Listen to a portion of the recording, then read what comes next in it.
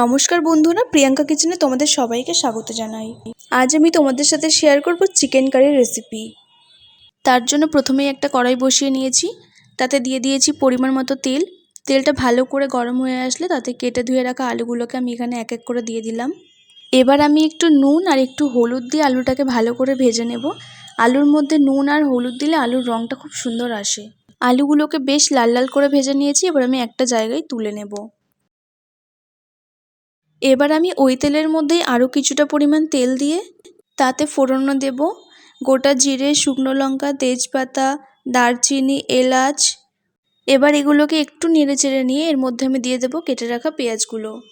পেঁয়াজগুলোকেও একটু ভালো করে ভেজে নেব। পেঁয়াজগুলোকে একটু ভেজে নিয়ে আমি এখানে 4টে গোটা রসুন দিয়ে দিলাম। রসুনগুলো দেওয়ার পর আমি আরও কিছুক্ষণ একটু পেঁয়াজটাকে ভালো করে ভেজে নেব। সাথে রসুনটাও একটু ভাজা হবে।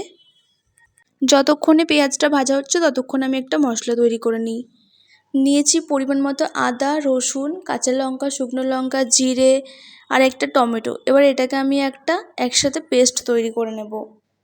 মশলাটা রেডি হয়ে গেছে আর আমি এখানে কড়াইয়ে দিয়েও দিয়েছি। এটা আমি দেখাতে পারলাম না কারণ আমার ভিডিওটা হতে হতে অফ হয়ে গেছিলো। যাই হোক, ভিডিওটা আমি আবার এখান থেকেই শুরু করছি। দিয়ে দিলাম পরিমাণ মতো নুন, হলুদ আর একটু কাশ্মীরি লঙ্কা দিয়ে মশলাটাকে খুব ভালো করে অনেকক্ষণ ধরে কষাবো। কিছুক্ষণ কষিয়ে নেওয়ার পর এবার আমি এখানে চিকেনগুলোকে দিয়ে দেব। চিকেনগুলোকে দিয়ে আরও বেশ কিছুক্ষণ ঢেকে ঢেকে কষিয়ে নেব।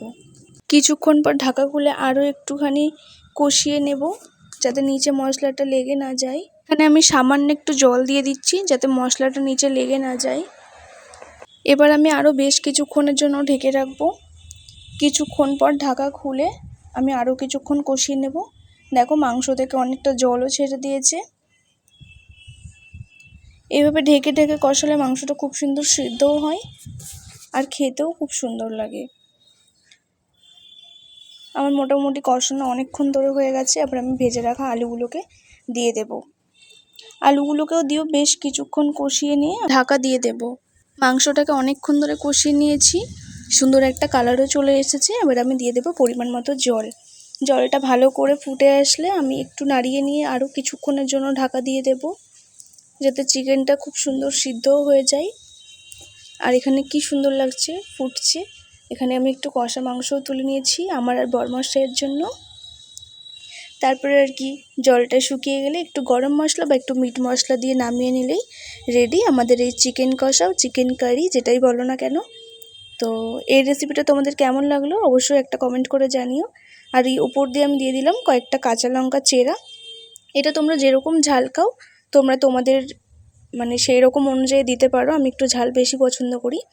আর এই লঙ্কাটা দিলে না ভাত দিয়ে খেতে খুব সুন্দর একটা লাগে। এই চিকেন কারির রেসিপিটা তোমরা ভাত, লুচি, পরোটা, রুটি যার সাথে ট্রাই করো না কেন খেতে কিন্তু অসাধারণ হয়। তো এই রেসিপিটা তোমাদের কেমন লাগলো জানাতে ভুলো না। দেখা হচ্ছে নেক্সট ভিডিওতে। ততক্ষণ সবাই ভালো থাকো, বাই।